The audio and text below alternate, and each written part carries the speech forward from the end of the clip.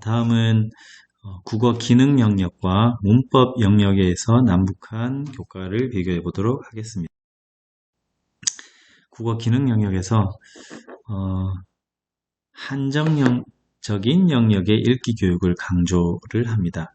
남한은 이해와 표현 중시하는 국어 기능 영역을 강조를 한다면 북한은 사상 감동 중시하는 교육을 합니다. 왼쪽에 있는 사진이 조금 구분이 어려우실 수 있는데요. 남한의 교과 목차입니다. 보시면 뭐 아시겠지만 말하기, 쓰기, 단원, 쓰기와 문학이 융합된 단원, 문학 단원, 말하기, 읽기가 결합된 단원, 이렇게 뭐 영역별로 단원이 편성이 되기도 하는데 북한은 보시면 아시겠지만 그런 뭐 국어 기능 영역으로 단원이 편성된다기보다는 사상과 감동을 줄 수 있는 작품 위주로 이렇게 교과의 단원과 목차가 정해집니다. 이런 부분에 차이가 있고요. 그래서 학생들의 어떤 국어 기능 영역이 굉장히 한정적으로 다루어지고 읽기 교육에서 제한적으로만 교육이 되고 있다라고 볼 수 있을 것 같습니다. 국어 기능 영역에서 요 밑줄 친 부분 보시면 본문이 제시가 되고 사랑의 하원 함께 피지 못한 결애라는 이 문구를 넣어서 조국 통일을 내용으로 네 6개의 문장을 지으시오. 이게 북한에서 강조하는 짧은 글 짓기라는 학습 방법인데 이렇게 정해져 있는 문구를 넣어서 이제 사상성을 집어넣어서 짧은 글짓기를 합니다. 그러니까 학생들의 창의적인 사고를 유발한다거나 이런 게 아니고 한정적으로 제한해서 사상성 강조하는 교육을 국어 기능 영역에서도 하고 있는 것입니다. 국어 기능 영역을 좀 가볍게 비교하려고 인터넷에서 가져온 자료인데요. 이미 좀 오래된 자료라 선생님들 아실 수도 있습니다. 가볍게 한번 보겠습니다. 남한의 초등학생들 시험 내용인데 옆집 아주머니께서 사과를 주셨습니다. 뭐라고 인사해야 할까요? 이제 감사합니다가 정답이 되겠죠. 근데 이제 대한민국 학생들, 초등학생들의 대답은 뭐 이런 걸 다. 네, 그리고 엄마 아빠로 사행시를 지으시오. 엄마는 mother, 아빠는 father. 엄마 아빠. 자, 여기 사슴이 뭘 보고 있나요? 거울을 보고 있죠. 사슴이 미쳤나 봅니다. 예, 학생들 참 기발합니다. 부모님은 우리를 왜 사랑하실까요? 그러게 말입니다. 자, 불행한 일이 거듭 겹쳤다. 사자성어로 설상가상인데 설사가 또 학생들 참 재밌죠. 만유인력 법칙을 발견해낸 사람은 누구일까요? 사람은 죽었다. 대한민국 학생들은 이제 요 사진을 갖고 온 이유는 대한민국 학생들은 말하기, 듣기, 읽기, 쓰기 영역에 있어서 굉장히 창의적이고 자유롭고 물론 이제 깊이 부분에 있어서는 조금 이제 부족한 면이 있을 수 있지만 굉장히 표현이 자유롭고 창의적입니다. 북한 학생들은 정해져 있다는 거죠. 정답이 정해져 있는 범위 안에서만 활동들을 한다는 제한적인 부분이 있고요. 서정글을 어떻게 쓰는가라고 해서 조금 오래된 책이라서 조금 어려움이 있기는 한데요. 밑에 보시면 또 교시로 시작하지요. 오늘 우리나라의 벅찬 현실을 그대로가 시이고 노래이다 라고 교시하셨다고. 근데 이제 이 부분 위에 활동 부분을 좀 봐주시겠습니까? 말끔히 불현듯 살뜨리를 넣어서 친애하는 원수님의 어버이 사랑에 대한 내용을 6개의 문장으로 지으시오. 대한민국 학생들은 굉장히 자유로운 표현, 창의로운 표현을 할 수 있지만 북한 학생들은 정해져 있는 정답 안에서 정해져 있는 사상에 대한 노래를 할 수밖에 없기 때문에 굉장히 제한적이고 한정적으로 국어 기능 교육을 받고 있다라고 볼 수 있습니다. 수능인데요. 13년도 수능인데 좀 오래된 자료이긴 한데 그냥 가볍게 보시면 됩니다. 수능에서 다루어지는 읽기 자료가 금속의 스펙트럼, 빛의 분산, 통과, 천체, 루비디움 굉장히 어려운 읽기 자료들, 다양한 영역의 자료들이 학생들에게 제공이 되고 교육이 되고 있다는 부분입니다. 여기서도 마찬가지로 뭐 CD의 고속 회전, 광속의 위치, 트랙, 데이터, 초점 조절 장치, 굉장히 다양한 영역에 있어서 학생들이 읽기 자료를 교육을 받고 또 그걸로 수업을 하고 있죠. 대한민국 학생들은. 근데 북한의 학생들은 앞서 보신 것처럼 이런 다양한 읽기 자료, 과학, 예술, 교육, 문화, 역사, 체육, 종교, 건축 이런 다양한 영역의 교육을 받지 못하고 있다는 부분이 굉장히 제한적이라는 겁니다. 남북한의 국어교과를 비교함에 있어서 요거는 서울대 그리고 연세대의 재외국민전형, 탈북자 특별전형인데요. 보시면 두 개 영역에서 모두 2등급 이내이면 두 개 영역에서 2등급만 받으면 북한 학생들은 서울대를 갈 수 있는 겁니다. 남한 학생들하고는 굉장히 큰 차이고 특혜인 거죠. 연세대 같은 경우에는 국어, 수학, 영어, 사회탐구 영역 중에서 두 개 영역에서 합이 4 이내. 그러니까 뭐 한 과목이 1등급, 3등급이거나 2등급, 2등급이거나 이러면 4등급이 되면 입학이 가능한 거죠. 근데 남한 학생들에게는 꿈도 꿀 수 없는 혜택인 거죠. 그런데 이제 이 자료를 보여드린 이유가 이렇게 굉장히 문이 넓어지고 기회가 주어지고 특혜가 주어졌음에도 앞서 보여드린 그 수능을 생각하시면 언어 영역, 지문을 생각하시면 북한에서 정규교육을 다 받고 온 학생들이라도 그런 지문을 보던 학생들이 북한의 그 사상적인 글만 보던 학생들이 과학이라든지 종교라든지 철학이라든지 굉장히 어려운 읽기 자료를 접했을 경우에는 적응력이 굉장히 떨어진다는 거죠. 그래서 굉장히 수준이 낮아졌다기보다는 그 허들을 좀 낮춰서 이런 전형을 특혜로 제시를 하더라도 학생들이 이 관문을 통과할 수가 없다는 거죠. 그만큼 학력의 격차도 발생하게 되고 국어 교과의 차이로 인해서 그래서 북한 학생들은 굉장히 좀 어려움을 겪는다는 부분을 말씀드리고 싶습니다.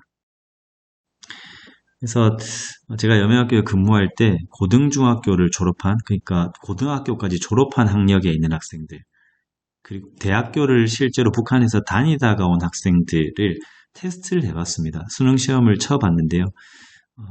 좀 학생들이 실력적으로나 어려운 부분이 있기 때문에 시간적인 제한은 조금 주지 않았습니다. 대한민국의 수능처럼 조금 여유롭게 치게 했는데요.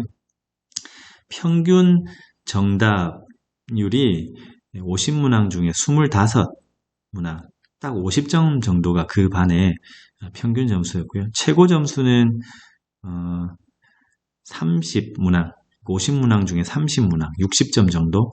최저 점수는 50문항 중에 20문항, 그래서 40점 정도의 평균치가 나왔고요. 그리고 학생들의 이제 읽기 속도나 뭐 읽기 수준 정도를 참고로 보시면 중학생용 도서 기준으로 이제 고등학생들한테 읽혔는데 10페이지를 읽는데 한 2, 30분 정도 소요가 되더라고요. 그리고 일반 교양 도서, 조금 어려운 도서 같은 경우에는 10페이지 읽는데 거의 1시간 정도 소요가 되고 300페이지 책 한 권을 읽는 데는 30시간, 거의 뭐 한 달, 2달 정도가 되더라고요. 그래서 읽기 속도도 굉장히 느리고 독해의 속도도 굉장히 느리다는 부분. 그래서 수능의 지문을 이제 단기간 내에, 짧은 시간 내에 독해에서 해결한다는 것은 이 친구들한테 굉장히 어려운 과제라는 것을 좀 이해하시면 좋을 것 같고요. 앞서 이렇게 올라와 있는 이 점수로 등급으로 환산했을 때는 6, 7등급 정도에 해당해서 이 친구들이 북한에서는 그래도 어느 정도 학력 수준을 갖춘 학생들이었는데 남한 학생들과 이렇게 객관적으로 비교를 해봤을 경우에는 굉장히 낮은 그룹에 형성되어 있다는 부분을 확인할 수가 있습니다. 그래서 국어 기능 영역에 있어서 정리를 좀 해보면 읽기 영역에 있어서는 한정적인 영역 범위의 읽기 자료가 제시가 되고 있고, 북한에서는 쓰기 영역에 있어서는 남한은 이해와 표현을 중시하지만 북한은 사상과 감동만 중시하고, 말하기 듣기에 있어서는 뭐 소통이라든지 이런 의미가 있는 게 아니고 낭독을 얼만큼 감동적으로 잘 하느냐라는 중심의 교육을 북한은 하고 있는 것으로 확인할 수가 있습니다. 문법 영역에서 남북한 국어 교과를 비교해 보려고 합니다. 지금 이제 아래 순서에 따라서 교과를 비교해 보려고 하는데요. 첫 번째로요. 자모 배열이 다릅니다. 그림에서 보시는 것처럼 남한은 초성의 배열이 기역, 쌍기역, 니은, 디귿, 쌍디귿 이런 순서로 배열이 되어 있는데 하이라이트 되어 있는 부분에서의 차이가 있습니다. 북한에서는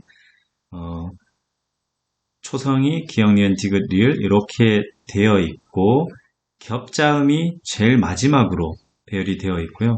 여기서 더 주목해야 될 부분은 이응이 제일 마지막으로 북한은 배열이 되어 있는 게 차이가 있습니다.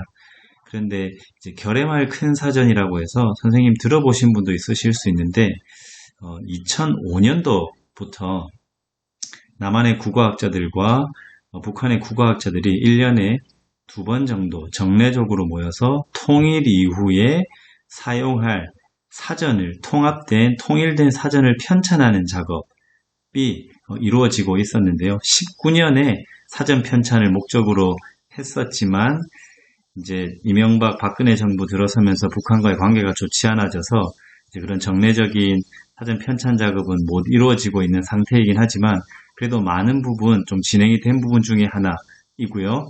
지금 보여드리는 이 부분이 이제 사전에 합의가 된 부분입니다. 통일이 되면 이렇게 사전을 편찬하기로 합의가 됐는데 이응은 남한이 뭐 합의해서 조금 승리를 했다고 봐야 되나요? 표현이 좀 그렇긴 하지만 이응을 기존에 저희가 사용하는 배열대로 시옷 다음에 이응을 배열하는 것을 합의를 했고요.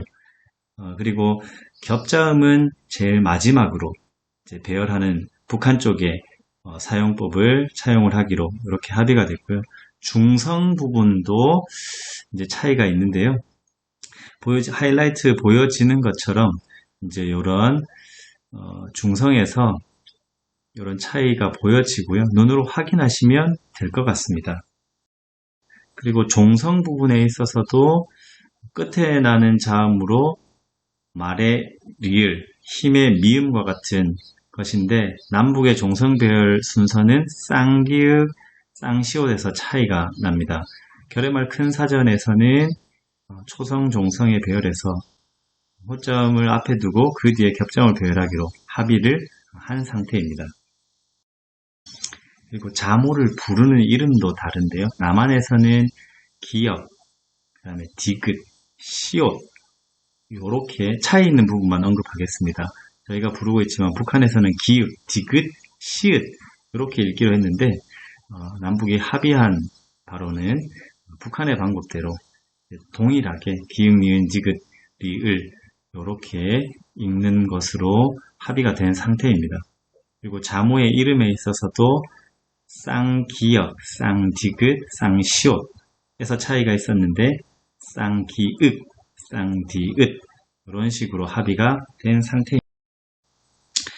그리고 두 번째 두음 법칙 선생님들 잘 아실 영역이라 연어, 요리집처럼 두음 법칙에서 좀 차이가 있고요. 품사에서도 좀 차이를 보이는데요. 저희는 대한민국은 구품사를 체계를 가지고 있죠. 근데 북한에서는 구품사가 아니고 팔품사 체계를 가지고 있습니다. 조사가 없습니다. 그리고 조사 대신에 토라는 개념으로 품사 체계를 가지고 있고요. 그리고 저희는 감탄사가 있잖아요. 근데 감탄사 대신에 감동사라고 명칭을 정해서 이런 차이를 갖고 있고요. 저희는 조사를 가지고 있는데 북한에서는 이 조사 개념이 토 개념입니다. 근데 이게 조사와 토가 정확하게 1대1로 똑같이 대응되는 개념은 아니고요. 그래서 이 부분에 있어서 통합에 좀 어려움이 있을 것으로 예상이 되는데요. 뭐 예를 들면 이음토, 서술토 이런 걸 보면 대한민국의 조사와 좀 비슷한 것 같지만 또 감탄토라는 또 토의 종류가 있는데 이런 부분 보면 조사와 또 100% 겹쳐지지는 않는 부분들이 있습니다. 그리고 북한에서는 사잇소리가 존재하지 않습니다. 앞서 북한 교과서에서도 보신 것처럼 사잇소리가 존재하지 않고요. 그래서 이게 만약 통일이 된다면 이 부분에 있어서도 조금 난항이 예상이 되고요. 우, 위, 이건 뭐냐면요. 오른쪽에 위, 아래, 춤인데 북한에서는 위라는 위치를 나타내는 단어가 우라고 표현이 됩니다. 그래서 EXID 한의의 위아래 이 춤이 북한에서는 조금 저희가 느끼기에는 웃길 수 있는데요. 우아래 요렇게 북한 사람들 입장에서는 불려질 수가 있습니다.